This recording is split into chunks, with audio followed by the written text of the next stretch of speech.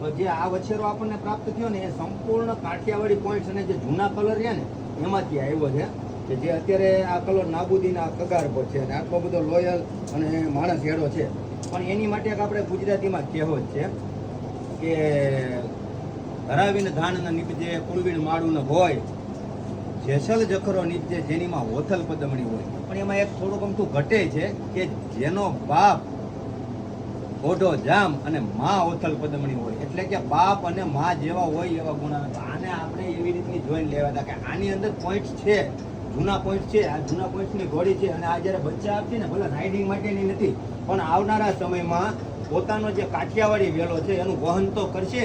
એની આવનારી પેઢી તો એવી આપશે કે જે બચ્ચાઓ કદાચ દુનિયામાં પ્યોરિટી કાઠિયાવાડી તરીકે ઓળખાશે.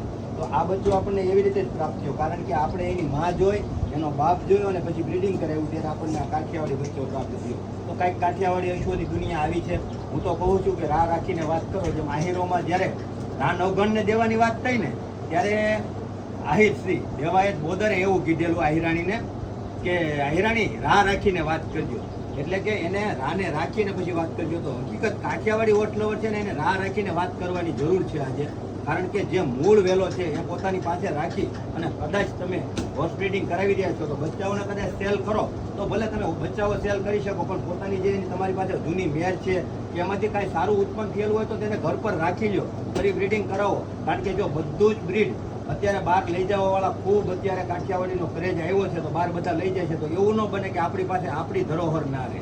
આપણી ધરોહરને જાળવવા માટે આવી ઘોડીઓ કે જેની સેવા કરીને પણ અમે અત્યારે ઉજેરીએ છીએ. તો સૌ આવી જ રીતે ધ્યાન રાખે, આવી જે જૂના નોરની ઘોડીઓ છે આપણી એને ઉજેરે અને આવા બચ્ચાઓ લે અને એમાં રાહ રાખીને એટલે કે પોતે માખણને ઉતારીને છાશ ભલે કોઈકને દઈ દે. તો આવી રીતે કાઠિયાવાડીમાં પણ જે જૂના અશ્વો છે એને સાચવી અને પછી વેપારની વાત કરવી જોઈએ. વસ્તુ વંદે માતરમ. જય ભારત.